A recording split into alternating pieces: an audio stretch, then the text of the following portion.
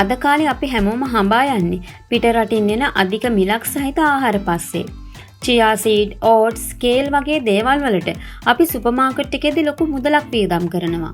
නමුත් අපේ ගෙවත් එක ඉතාම පහසුවෙන්ම වෙන කිසිම රසායනික පොහොරක් නැතිව ඉබේම හැදෙන මුරුංගා කියන්නේ මුළු ලෝකයේම අද හොයන දිව්‍ය ඔසුවක්. පිළිකාවටත් අභියෝග කරන මුරුංගාවල සැඟවුණු රහස් ගැන ඔබ දැනගත්තොත් ඔබ පුදුම වෙයි. මුරුංගාවල තියෙන ප්‍රධානතම රහසක් තමයි එහි අඩංගු වන ප්‍රතිඔක්සිකාරක ගුණය.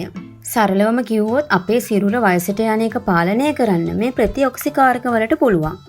අද සමාජයේ තියෙන දූවිලි වාහන දුම් සහ අපි හැමෝම ගොදුරු වෙලා තියෙන මානසික ආතතිය නිසා අපේ සම ඉක්මනින්ම වයසට යනවා, රැලි වැටෙනවා.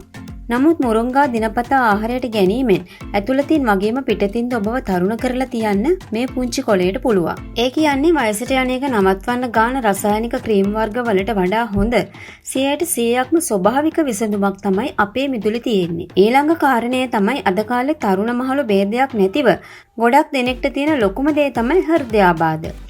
අපේ කාර්යබහුල ජීවන රටාවත් එක්ක කන කෘත්‍රිම කෑම නිසා රුධිරයේ තැන්පත් වෙන අහිතකර කොලෙස්ටරෝල් තමයි මේකට ප්‍රධානම හේතුව. ඔයාලා දන්නවද? රුධිර නාළවල තැන්පත් වෙලා තියෙන මේ නරක කොලෙස්ටරෝල් දිය කර හැරීමේ සුවිශේෂී හැකියාවක් මුරුංගා වලට තියෙනවා.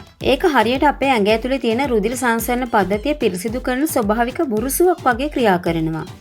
හදවතේ නිරෝගීකම රකින්න මීට වඩා ලේසි ස්වභාවික බෙහෙතක් තවත් නැහැ. ඒ විතරක් නෙමෙයි. පිළිකා සෛලවලට එරෙහිව සටන් කිරීමට මුරුංගා වලට තියෙන හැකියාව.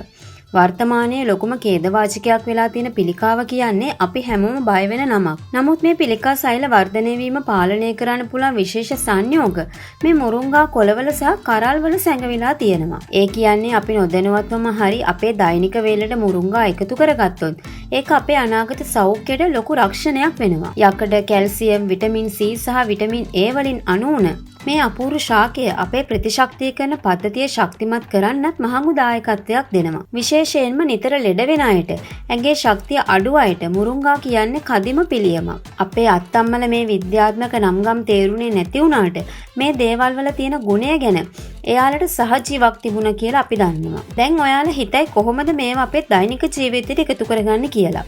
අපේ සාම්ප්‍රදායික මුරුංගා කොළ මැල්ලුම තමයි ලේසිම සහ රසම ක්‍රමය. ඊට අමතරව මුරුංගා කරල් උයලා කන්න පුළුවන්. ඒ වගේම දැන් ලෝකේ ජනප්‍රිය වෙලා තියෙන ක්‍රමයක් තමයි මුරුංගා කොළ හොඳින් පිරිසිදු කරලා පවනේ වේලලා කුඩු කරලා තබා ගන්න එක. මේ කුඩු තේ හැන්දක් කුණු වතුරයකට දාලා තේ එකක් විදියට උනත් බොන්න පුළුවන්.